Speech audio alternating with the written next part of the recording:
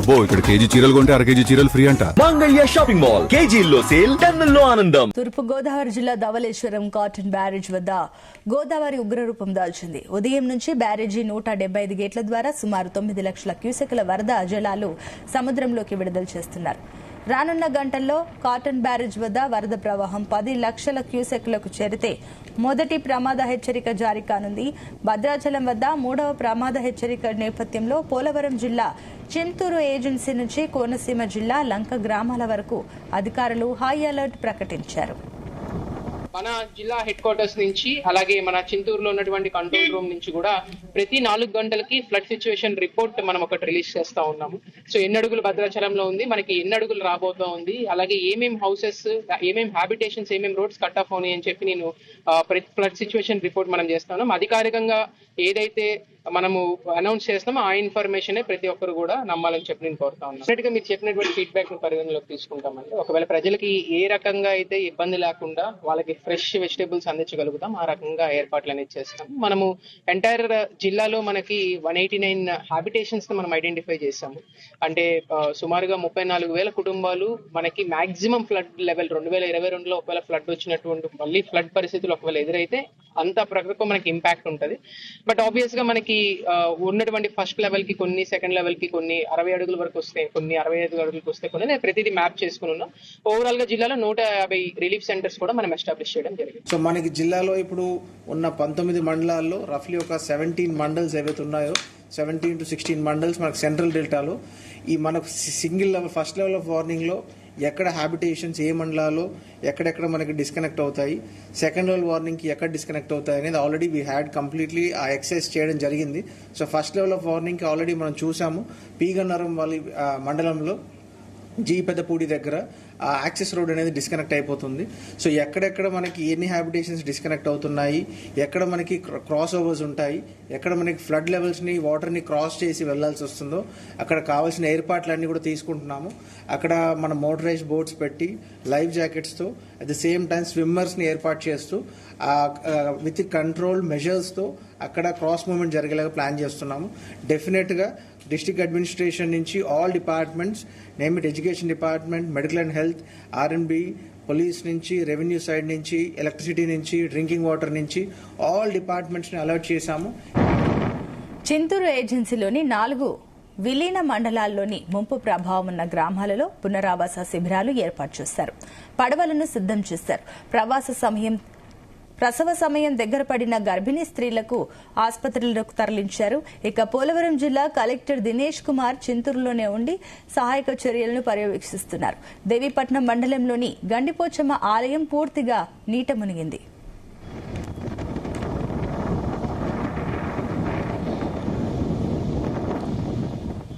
మరోవైపు ధవళేశ్వరం బ్యారేజీకి దిగువన కోనసీమలోని 32 లంక గ్రామాలపైన గోదావరి వరద ప్రభావం ఉండడంతో అంబేద్కర్ కోనసీమ జిల్లా యంత్రాంగం అప్రమత్తమైంది. జల దిగ్బంధంలో చిక్కుకున్న కోనసీమ లంక గ్రామాల ప్రజలు ఇప్పటికే పడవలపై రాకపోకలు సాగిస్తున్నారు.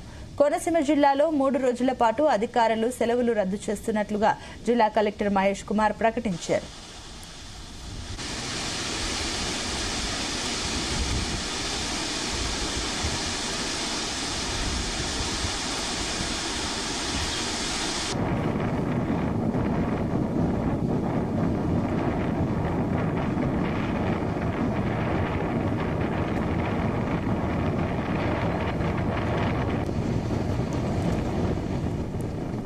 ఇదే అంశానికి సంబంధించి మరిన్ని డీటెయిల్స్ మా కరెస్పాండెంట్ ప్రసాద్ అందిస్తారు. Prasad, good morning.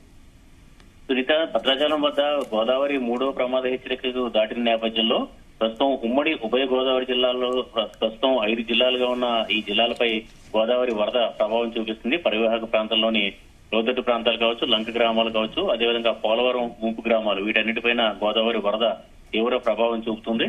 ముందుగా చూస్తే కనుక పోలవరం జిల్లా, కొత్తగా ఏర్పడిన పోలవరం జిల్లాకు సంబంధించి చూస్తే కనుక చింతూరు ఏజెన్సీలోని 4 మండలాలు, 4 విలీన మండలాలకు సంబంధించి చూస్తే కనుక 189 గ్రామాలు, అదేవిధంగా 34,000 కుటుంబాలు ప్రభావితం అవుతాయని చెప్పి కూడా అధికారులు అంచనా వేసి ఆ రకంగా సహాయక చర్యలు కూడా చేపడుతున్నారు. ఇంకా ముఖ్యంగా ఇప్పటికే చూస్తే కనుక 618 ఇళ్లు నీటి ముప్పులో చిక్కుకోవడం జరిగింది. అదేవిధంగా దాదాపు 20కి పైగా రహదారులు కూడా గోదావరి వరదలో చిక్కుకుని రాకపోకలు అయితే నిలిచిపోయిన పరిస్థితి అయితే ఉంది. ముఖ్యంగా పోలవరం జిల్లా కలెక్టర్ దినేష్ కుమార్ చింతూరులోనే ఉండి సహాయక చర్యలు కూడా పర్యవేక్షిస్తున్నారు. 32 పడవలను కూడా ఏర్పాట్లు చేసినట్టుగా కూడా చెప్పడం జరిగింది. అదేవిధంగా దాదాపు 40 మంది గర్భిణీ స్త్రీలు ఎవరైతే డెలివరీ డేట్ దగ్గరగా పడిన ఉన్నారో వాళ్ళందరినీ కూడా ముందు జాగ్రత్తగా ఆసుపత్రులు కూడా తరలించిన పరిస్థితి అయితే ఉంది. అదేవిధంగా ఈ వరదల సమయంలో విషకీటకాలు కూడా పాములు అదేవిధంగా విషకీటకాలు కూడా ఇళ్లలోకి చొరబడే పరిస్థితి ఉన్న నేపథ్యంలో ముందు జాగ్రత్తగా అక్కడ దానికి సంబంధించి యాంటీవీనం డోసులు కూడా రెడీ చేయడం జరిగింది. ఇందులో చూస్తే కనుక ఏదైతే పునరావాస కేంద్రాలకు సంబంధించి చూస్తే కనుక 150 పునరావాస కేంద్రాలు కూడా ఏర్పాటు చేసేందుకు కూడా మంది అధికార యంత్రాంగం కూడా సిద్ధమయ్యారు. అది ఇప్పుడు చూస్తే కనుక ఇప్పుడిప్పుడే తరలింపు అనేది ప్రారంభమవుతుంది. ఎందుకంటే భద్రాచలం వద్ద 3వ ప్రమాద హెచ్చరిక ఇవాళ కూడా ఉంటుందని చెప్పి కూడా అంచనా నేపథ్యంలో దాదాపు రానున్న 2-3 రోజులు కూడా ఇటు పోలవరం జిల్లా ఏజెన్సీలోని చింతూరు ఏజెన్సీలోని ముఖ్యంగా పోలవరం ముంపు గ్రామాలు ఏదైతే ఉన్నాయో ఈ 4 మండలాలకు సంబంధించి గ్రామాలపై తీవ్ర ప్రభావం చూపబోతుంది. ఈ నేపథ్యంలో ముఖ్యంగా రేషన్ సరుకులు పంపిణీ కావచ్చు లేదంటే ఇటు కూరగాయల పంపిణీకి సంబంధించి కూడా ఏర్పాట్లు చేసినట్టుగా కూడా జిల్లా కలెక్టర్ చెప్పడం జరిగింది. అయితే పోలవరం జిల్లా తర్వాత చూస్తే కనుక ప్రస్తుతం తూర్పుగోదావరి జిల్లా వద్ద ధవళేశ్వరం కాటన్ బ్యారేజ్ వద్ద మరికొద్ది సేపట్లో అంటే దాదాపు ఉదయం 11 గంటల సమయంలో మొదటి ప్రమాద హెచ్చరిక ఇరిగేషన్ అధికారులు జారీ చేయబోతున్నారు. ఇప్పటికే దాదాపు 9,50,000 క్యూసెక్ల వరకు కూడా వరద ప్రవాహం దిగువకి కాటన్ బ్యారేజ్ 175 గేట్ల నుంచి కూడా సముద్రంలోకి వెళ్తుంది. 10 లక్షల క్యూసెక్ల కనుక ప్రవాహం చేరుకుంటే మొదటి ప్రమాద హెచ్చరిక జారీ చేస్తారు. దీంతో మరింత హై అలర్ట్ గా అధికారులు ఏదైతే అప్రమత్తమైన పరిస్థితి కనిపిస్తుంది. ముఖ్యంగా రాజమండ్రి వద్ద 7 లంకలు ఉంటాయి బ్రిడ్జ్ గోదావరి మధ్యలో. ఆ లంకలకు సంబంధించి ఉండే నివాసం ఉండే మత్స్యకారులను కూడా రాజమండ్రి వైపు పునరావాస కేంద్రాలకు తీసుకొచ్చేందుకు కూడా ఏర్పాట్లు చేస్తున్నారు. చూస్తే కనుక ఈ గోదావరి ధవళేశ్వరం బ్యారేజ్ వద్ద మొదటి ప్రమాద హెచ్చరిక జారీ అయితే కోనసీమలోని 3 నదీపాయలు వశిష్ట గౌతమి వైనతయి నదీపాయలు ఉగ్ర రూపంతో ప్రవహించబోతున్నాయి.